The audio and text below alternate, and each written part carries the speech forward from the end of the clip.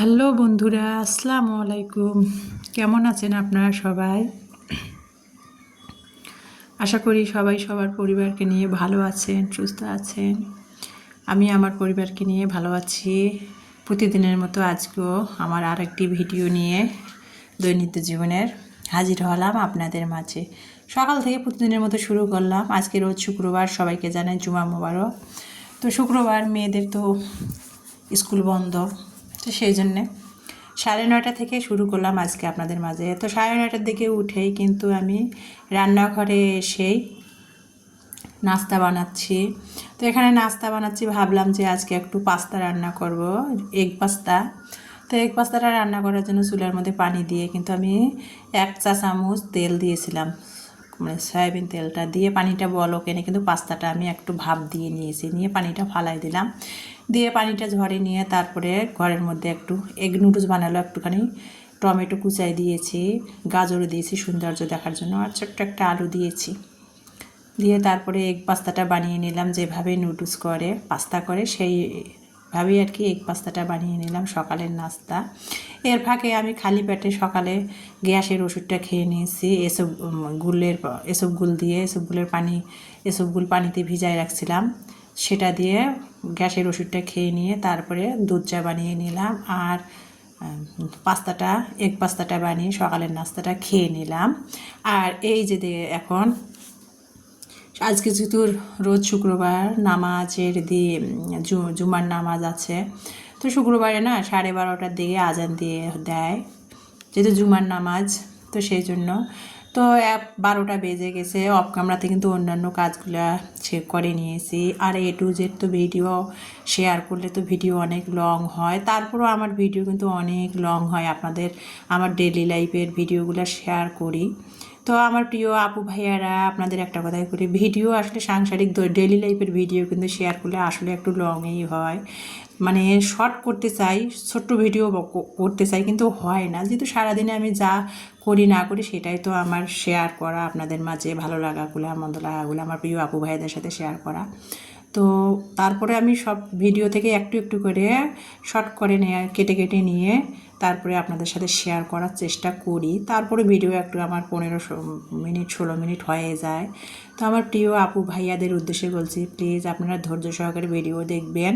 আমি কিন্তু সবার পরিবারে যাই, আমি কিন্তু সবার ভিডিও দেখার আগে ভালো লাগুক আর না লাগুক সবাইকে কিন্তু আমি আগে কি করি, ভিডিওতে লাইক দিয়ে তারপর সবার ভিডিও দেখি, ভিডিও ফুল ওয়াচ করি, তারপরে ফুল ওয়াচ করে তারপরে কিন্তু আমি কিন্তু সবার চ্যানেল থেকে চলে আসি, সবার পরিবার থেকে সুন্দর একটা কমেন্ট, ভিডিওর কোনো অংশ জুড়ে ফুল অংশ জুড়ে থেকে মন মতো একটা সুন্দর কমেন্ট করে বের হয়ে আসি। আপনারা আমার কমেন্টগুলো পড়লেই বুঝতে পারবেন।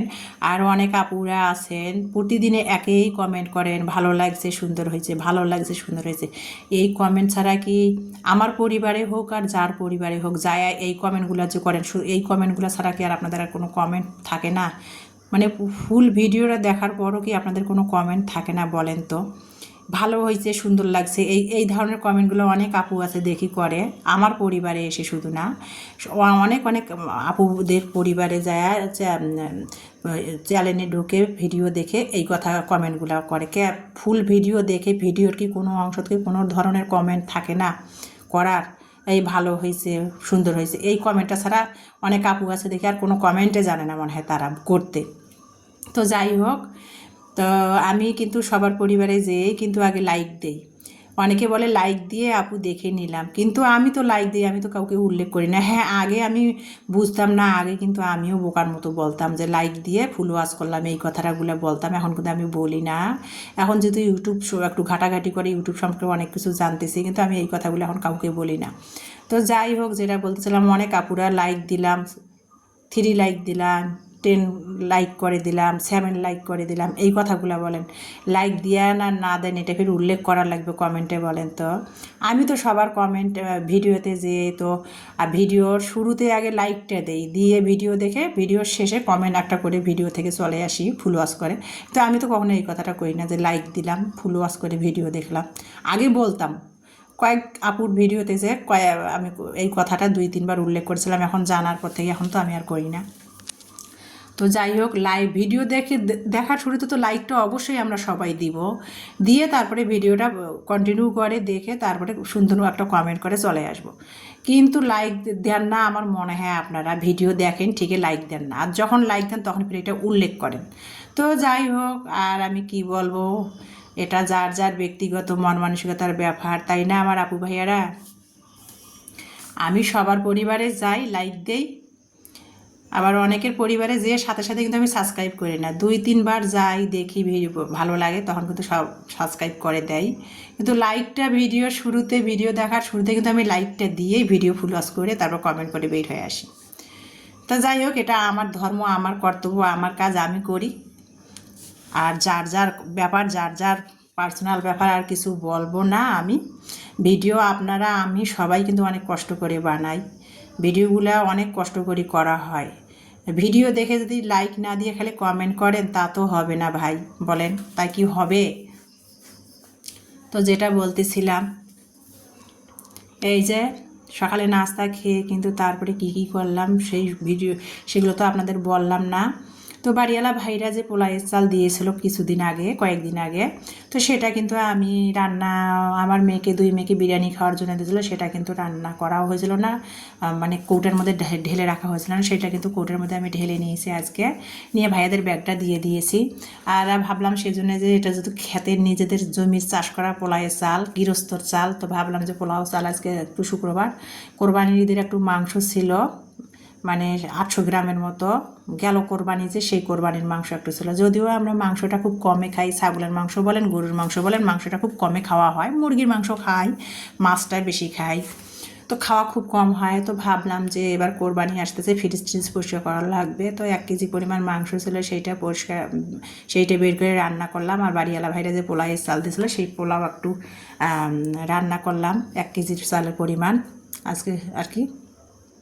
আর ইলমার জ্বর, তো কোনো কিছুই খাইতে চাচ্ছে না, তো সেই জন্য আর কি ভাবলাম যে দেখি পোলাও খায় নাকি, তো সেটা রান্না করে দুপুরে দিলাম। এর ফাঁকে আজ শুক্রবার আমার ভাই আসছে হঠাৎ করে ঢাকা থেকে, আমার ভাই তো ঢাকায় বিজনেস করে, কুকারিজ বিজনেস।